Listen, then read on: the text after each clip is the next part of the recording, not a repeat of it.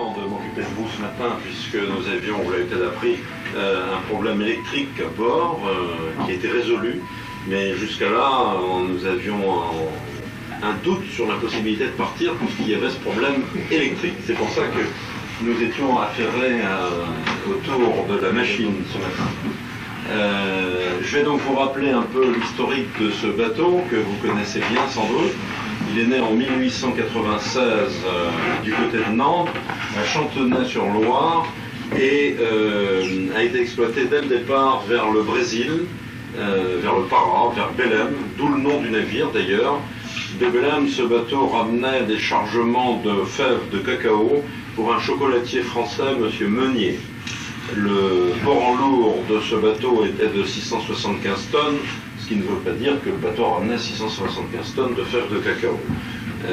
Vous savez que les navires sont soit chargés en volume, soit en poids. Donc le tonnage n'est qu'une approche lointaine du chargement. Étant navire de commerce, ce bateau ne s'est pas borné à charger du cacao, mais à fréquenter également les Antilles, d'où il ramenait des rhums et du sucre. Sa zone de navigation allait de Buenos Aires en gros aux Antilles.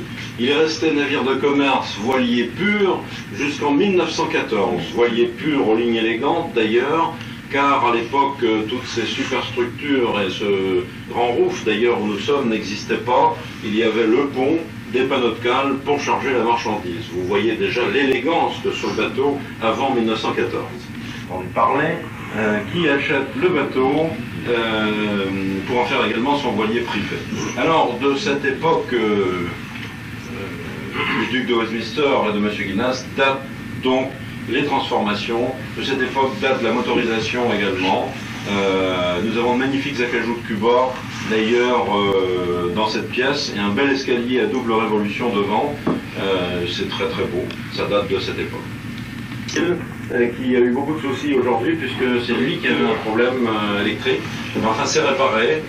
Monsieur Cyril, dont le chef mécanicien, que vous verrez souvent en combinaison, car quelquefois il intervient dans sa machine et assez souvent pour déboucher également les lavabos et les douches. Donc prévenez-le, prévenez-le si jamais vous avez un problème comme ça. Ça peut arriver comme dans une maison.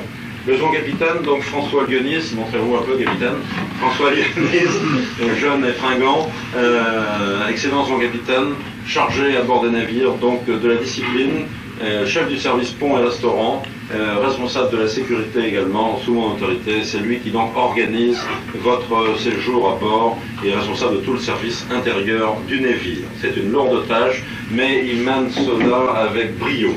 Le deuxième lieutenant, Monsieur Bouvier, deuxième lieutenant, donc qui lui a une petite tâche spécifique, outre sa tâche de lieutenant, donc à bord du navire. C'est lui qui tient la boutique Belém, où vous pourrez trouver quelques gadgets et autres pins si vous le souhaitez.